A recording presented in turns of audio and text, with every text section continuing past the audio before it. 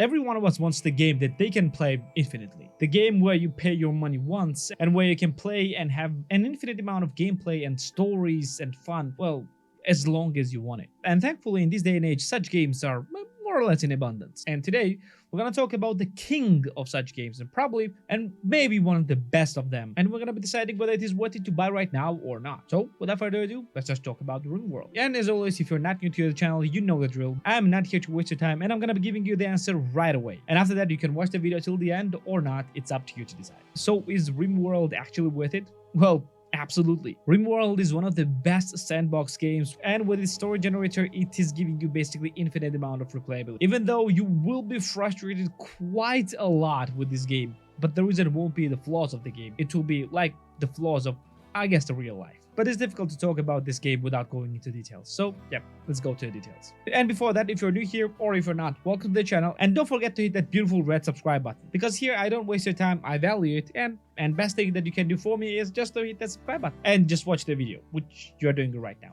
Which I'm thankful for. Now, the Rimworld. In its essence, Rimworld is strategy survival. Your goal is to control the colony of survivors and, well, to survive as long as possible, and at the end, to build a spaceship and leave the planet. That's an end goal of the game. You're playing in 2D perspective, and every character in this game is 2D. You're basically playing with a bunch of moving paintings and sprites. And basic mechanics wise, this game has everything that any other survival games actually have. You have your building, you have your resource management, you have your individual and character management, and things like that. And at first, it all sounds like very generic, but as you go deeper into the game, you will understand how genius this game actually is. And all this because of its variety in every single one of your playthrough. But to understand this, let me explain what is happening when you actually turn on the game the first time, or basically every single time. So when you start the game, you actually choose the different scenarios. Two most important ones is the survivors, during which you basically crash land on a planet and you have some type of technology to start with already, and with the other one, you actually start on the planet already. So basically you have the control of a tribe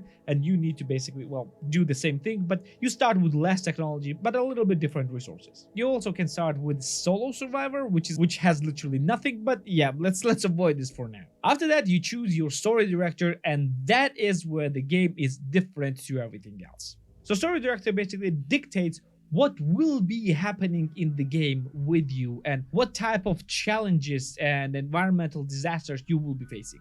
In the base game, you have three different directors. First gives you more kind of like a chill game, which gives you a longer time between some raids of some bigger things happening around you, but in reality it actually makes them a bit more difficult. But at least it gives you more time to prepare for that. The second director will give you more like a balanced gameplay that gives you a balanced time between the attacks and makes all the attacks and all the challenges gradually stronger. And the last one is, well, probably the most interesting one, which is completely random. It can attack you with the smallest thing possible, or it will just completely annihilate you within the first few minutes of the game. You literally have no idea what is coming towards you, which probably makes this the best director, and which you should be playing with. Maybe not in the very beginning, but eventually you will be playing this only with that. After you choose a director, you will basically choose your starting location. You have your planet, which will be different every single time. You have all the landmarks, that you have all your tribe that are located on the planet, and you need to choose different biomes. And you need to choose it very carefully because different biomes will have different environmental hazards. Like different temperature, for example, in a desert, it will be much hotter and it will be very difficult to grow food because you will not have enough water.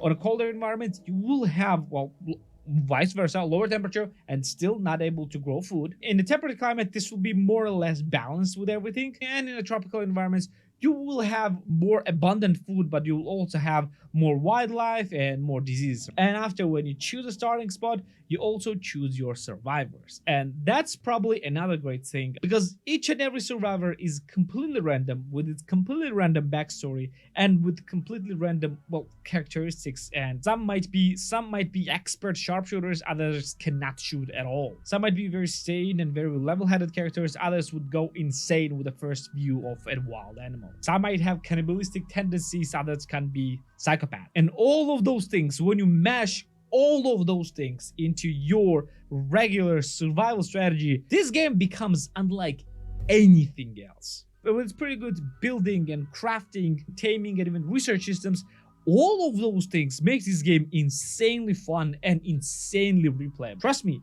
if you like this game within the first few playthroughs, and I'm pretty sure you will like this game within the first playthroughs, you might get easily 1,000 hours from this game. And I'm not even talking about any expansions and any mods just yet. When weirdly enough, I tried to think of the game's downsides, and well, because you can make this game both as easy and as hard as you want without it never being too easy. The gameplay is like roguelike, where you will die over and over and over again until you will find this perfect playthrough, perfect spot, perfect assortment of characters and events that the director will be throwing at you, and then you can just go further and further and further.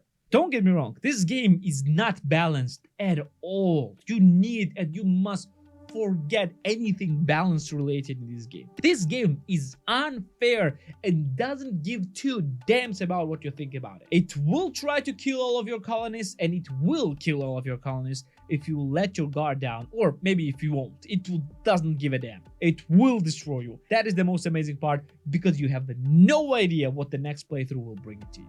And if you want to expand even more and add even more systems like the royalty systems or even religious systems, just go and get an expansion. But in this video, I'm gonna be talking only about the base game. And even if you will play this game through and through and you will decide that you've seen everything, boy, get ready for mods, because mods just make this game 100 times better. If you don't like any system in the game, if you don't like anything in this game, I can basically guarantee that there is mod for it that will change it to your liking. It's that good. There are thousands and thousands of mods, starting from very small item mods, ending with an entire expansion that completely changes the gameplay and even puts you into different fantasy or into different fictional universes. But all of this sounds great, but there is one thing that we need to discuss, and in this case it's pretty important, and it is pricing. The game is available on Steam for the base price of $34.99 for tier 1 countries and $16.49 for tier 2 countries, and can go as low as $29.99 for tier 1 countries and $14.49 for tier 2 countries. So there is this catch with this game. This game is not cheap, and it does not go into deep discounts often. Usually we're talking about no more than 10% off. Is this game worth it or not? I'm gonna talk about strictly about the amount of gameplay that you're gonna get it. Absolutely. This game is insanely good, and if you want the 1 hour $1 thing to apply to this one, yeah, 35 hours is easily achievable in this game, and even more, 17 hours is easily achievable, because the amount of things that you need to do to actually see majority of the things in this game, yeah, it will take maybe hundreds of hours, and this is especially true if you go with mods. So do I suggest buying this game? Well, if you want the games with an infinite replayability, this game is one of them.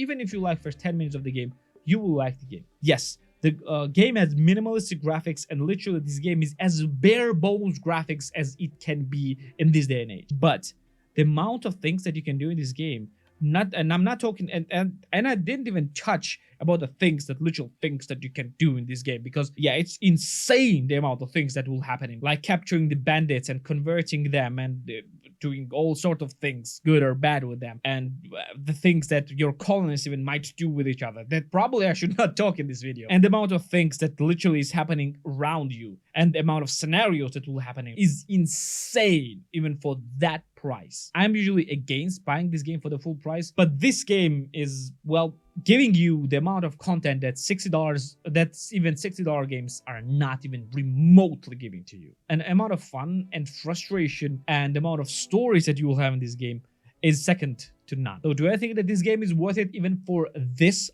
full price? If you're not gonna whine about the graphics of the game and why it's not in 3D and why it does not have a tessellation and ambient occlusion and things like that, if you're not gonna cry about that, yeah, you're gonna have a lot of fun. And if you're not ready for this, I guess Minecraft in creative is the best option. Even though in this game you can actually play with a peaceful mode. So yeah, you can try this. So yeah, you can try this even if you don't want to get crashed over and over again. This will be it for today. Thank you for being here with me. Like the video if you liked it. Subscribe for more videos like this one, and I'm gonna see you in the next one.